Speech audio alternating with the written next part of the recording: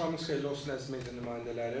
Dünya çempionatının seçimi mərhələsi çərçivəsində sabah keçiriləcək Azərbaycan-İslandiya oyunundan öncə mətbuat konferansına başlayırıq. Mətbuat konferansına baş məşqçimiz Ayxan Abbasov və futbolçumuz Anton Krivaçev iştirak edirlər. İlk olaraq futbolçumuz oyun haqqında fikirlərini bildirəcək. Daha sonra sizdən xahiş edəcəm ki, bir sualdan sonra məşqə hazırlaşması üçün ona icazə verək. Daha sonra Ayxan müəllimlə davam edərik. Anton. Hamı salamlayıram. Rəqibimizi yaxşı tanıyırıq. Rəqibimiz güclüdür. Rəqibin heyətində keyfiyyətli və kreativ oyuncular var. Bunu bilirik. Bilirik ki, çətin oyun bizi gözləyir. Amma biz yaxşı hazırıq. İnanıram ki, sabah ən yaxşı bizim tərəfimizdən performans göstərəcəyik. Anton'a sual. Hardasa 2 il dilini öyrənmişəm, amma uzun müddət danışmırdım. İndi yaxşı şansım var sizlə biraz danışmaq. Buyur Mehmet sual. Daha sonra Anton'a yol sağ. Anton, uğurlarına soruyorum ve Azerbaycan'da danıştığıma göre çok saygı vardı, çok dikkate layık oldu. Ayxan Abbasovun gəlişiniz və əsas komandada nə dəyişir? Bilə baxanda çox şey dəyişməyib, amma Ayxan müəllim gəlişindən sonra görürsünüz ki, indi hamı görür ki, ruhumuz var, kollektivimiz var və çalışırıq ki, göstərmək, nəticə də getirməliyik, bunu bilirik və sabahdan inanıram ki, göstərə bilərik. Axşamınız xeyir, mən də hər kəsi salamlayıram, xoş gördük.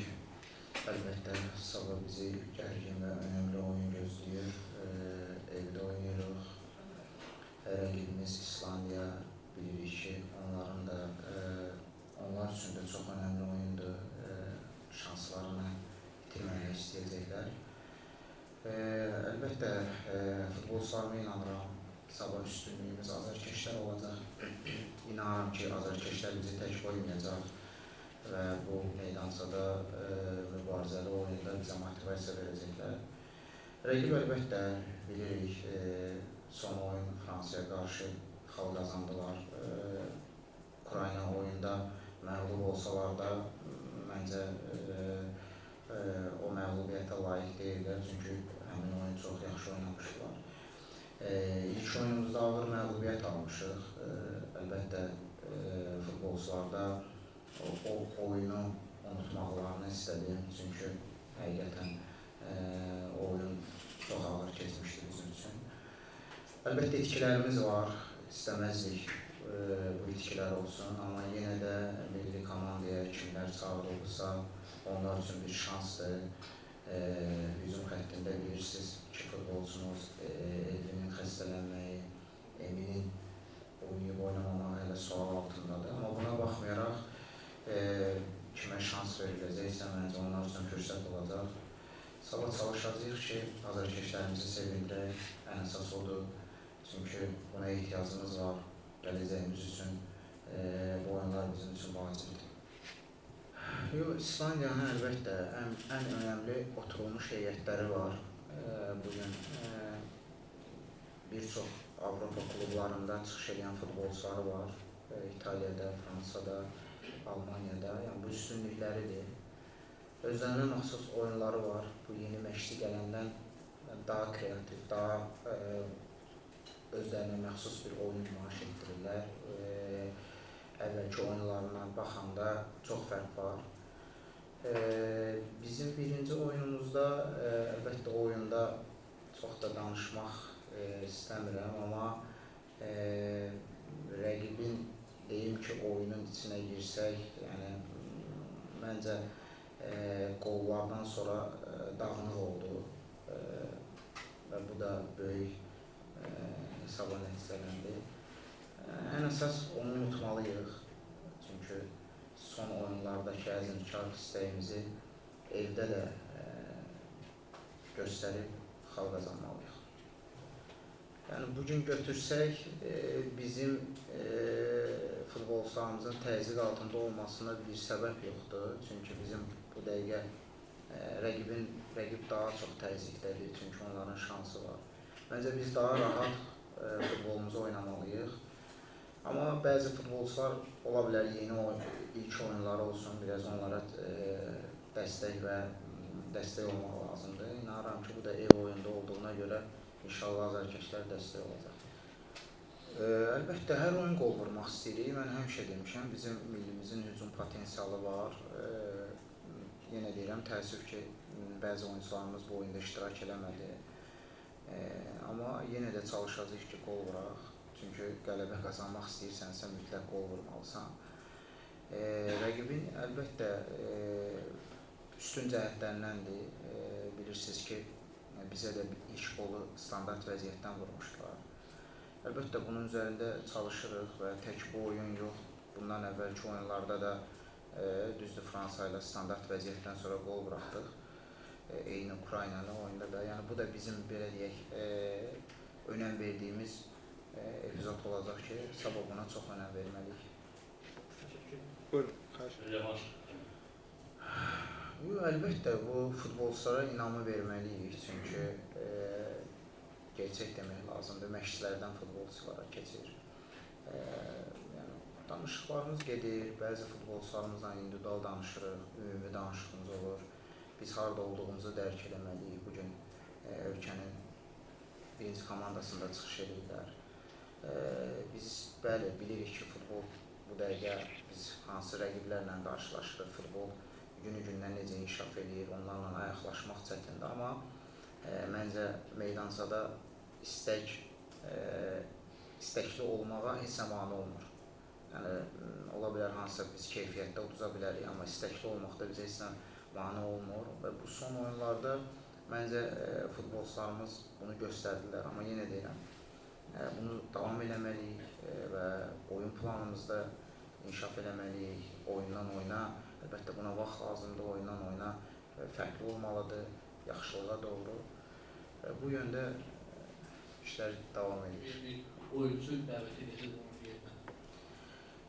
Bilirsiniz ki, Şərruddin cəzalıdır və 3 qapıcı mütləq siyahıda olmalıdır. Ona görə biz bir qapıcı da əlavə çağırış elədik və Səlahiyyətin çağırmasında da səbəbimiz təcrübəli qapıcıdır. Əlbəttə, Rızanın durmaması bilirik, amma inanıram ki, biz bu dəqiqə Rızaya dəstək olub, qışdan sonra Rıza da özü qərar verib oynamalıdır və Rızanın yaşını nəzərə alırıq ki, bizim gələcəyimizdir. Tanınması müzakirə mövzusu ola bilərmi? Yəni, yaxın gələcəkdə. Bilirsiniz, bugün mən adlarla danışmaq istəmirəm, çünki hansısa bir sözün kiminsə xətrinə deyə bilər. Yəni, hər kəs milliyə çağırıla bilər, hər kəsin şansı var. Kimin futbola nə cür baxdığı da önəmlidir və onun inamlı çıxışını necə dəyərləndiririk, nəyə görə inamlı çıxış deyirsinizsə, bu müzakirədir, amma Kamran perspektivli qapıcı olub, U21-də duran qapıcıdır. Yəni, bugün tək qurtarışla biz baxmırıq da, yəni biz milli komanda böyük oyunlardır. Bugün Şərruddin və ya digər qapıcılar nə qədər də az dursa, amma inanın ki, onların təcrübəsi yetərlidir. Və gələcəkdə hər bir futbolçuya şans ola bilər. Əlbəttə, ilk növbədə Elvinin itkisi bizim üçün böyük itkidir. Bugün Elvin həqiqətən çox yaxşı formadaydı və milli komandada önəmli oyunculardan idi. Sabah Rüfəti meydançada görə bilərik, bəli. Digər hücumçular barəsində, yəni, gəlin bu oynayıb oynamamağa çox bu dəqiqə danışmayaq. Çünki bu yaralı yerimizdir. Və bugün bizim bu qısa vaxtda böyük dəyişiklik eləməyə də geniş bir seçimimiz yoxdur. Və ən yaxşılarımızdır, inanın mənə. Ola bilər maksimum biz danışsaq bir 10-12 futbolçu da namizəd görə bilərik. Və inanıram ki, o futbolçularla çox danışırıq və inanıram ki, bu gələn mövsümdə bu futbolçular meydansında çox olacaq. Səbəb Faiqi çağırırdıq, istəyirdim də çağıram. Amma bilirsiniz, yenə deyirəm, baxsaq cinah müdafiəçilərinə Rüfətə üstünlük verdi, sol tərəfdə Elvin bu hadisə oldu, qismətdir, Abbasdır, Rəhman var. Rəqabətdir, yəni istəyərik, yəni mən bu mövzu haqqında bir dəfə danışmışdım, biraz səhv başa düşülmüşdür. Yəni Turanda potensiallı oyuncular var, həmin o oyuncuların üzərinə düşür ki, gələcək karyeralarını fikirləşməlidir. Yenə deyirəm, yəni onlar da milliyə namizəd futbolçulardır. Baxın, inanın, əlbəttə ilk növbədə Elvinin bu dəqiqə yaxşı formada olması deməliyik. Çempionlar Liqasında bütün oyunları oynayır və əlbəttə ki, Elvin bizdə böyük bir itkidir. Amma əvvəlki oyunlara baxsaq, həm Musa, həm Mahir başqa oyunlarda bizə çox kömək eləmişlər. Və biz gələcək, yenə deyirəm, biz qarşımıza əgər məqsəd qoyuruqsa, daha yaxşı olmalıyıq. Bu komanda oyuncuları bir yerdə oynamalıdırlar. Hücum xəttinin potensialını fikirləşsək, Musa və Mahir də bizim üçün bugünkü gündə böyük itkidir ki, hücumda variantlarımız azalır. Sistem eyni deyil, fərqlidir. İstək, yəqin ki, son oyunlarımıza baxıb bu qərara gəlib. Çünki baxsaq, Fransada bizə ciddi hazırlaşmışdı, Ukraynada. Bu normaldır, yəni əlbəttə əgər biz də rəqibi təhlil edirik, yəni bugün İslandiya Fransaya 2 qol vurursa, demək ki, bu rəqibə çox önəm verməliyik, təhlükəli rəqibdir. Normaldır, yəni düz qeyd edirik, yəni istək barəsi. Məncə, mən bu dəqiqə buna lüzum görmürəm, bu mənim şəxsi fikrimdir. Biz əgər birinci ilk olaraq qarşımıza məqsədi bilməliyik. Yəni bu 2-3 futbolçu bizi Avropa çempionatına çıxardacaq, bu sual. Və onların yerində oynayan futbolçu var ya yox. Ona görə mən öz futbolçularımı tərəfdarıyam. Demək, Xəyal yetənəkli futbolçudur, inanın ki, belə davam edərsə, ən yaxşı oyuncularımızdan ola bilər. Əlbəttə çox çalışmalıdır. Hər bir futbolçunun mənfi xüsusiyyətləri var. Bu yaşda səhv edə bilərlər. Əlbəttə danışığım olub. Onun ümumən tək odur. Bugün baxın, qısa vaxtda o 21-dən 2 futbolçu biz A komandaya çağırıq və onları əsas heyətdə görürüksə, bu az iş deyil. Və bu futbolçuların istəyirdik ki, beynəlxalq təcrübəsi olsun və həm Rüfət, Xəyal, Portuqaliya, Şotlandiya, Bolqariya kimi komandalara qarşı 90 dəqiqə oynamaqları bugün onların A millidə təcrübəsinə, yəni oynamasına kömək edəcək. Ona görə tək Xəyal yox, digər futbolçular da var ki, biz də tövsiyələrimizi veririk. Əlbəttə, yaxşı sualdır, yaxşı mövzudur. İnanın, bu 3-4 gün öncə idi, AFFA'daydım və mən baş katirin müavini bir istədi ki, bu son oyun haqqında danışaq, amma mövzu elə bir yerə getdi ki, o dediyimiz uşaq futbolu, problemlər, bir də gördük ki, 4 saatda danışırıq. Çox çətindir, inanın ki, bilirəm, bugün gerçək deməyə lazımdır ki, üst rəqiblərlə çətinlik çəkirik. Tək bu A komanda yox. bu 19-umuz da, 21 də, aşağı da. Demək ki, biz onlardan zəifik. Biz nəyisə inkişaf ediriksə, bir addım atırıqsa, onlar 5 addım atır. Biz zaten belə deyək də, bir meydança tikəndə sevinirik ki, bir baza tikildi, onlarda 12'si tikilir. Ona görə biz bu rəqabətdə uduzacağıq. Bu təslim olmalıyıq, yoxsa yox. Yəni biraz da aktiv olmalıyıq, biraz da problemləri həll etməliyik, biraz da futbolçularımızın inkişafı üçün klublar önəmlidir. Yəni gəlin gerçək deyək də, yəni bugün o futbolçular klubdan gəlirlər. Klublardakı iş önəmlidir. Bugün klublar uşaq futbolunun yəni necə yanaşacağıq? Yəni daha çox A komandaya mı, yoxsa uşaq futbolu? Bugün biraz uşaq futbolu ayrılmalıdır.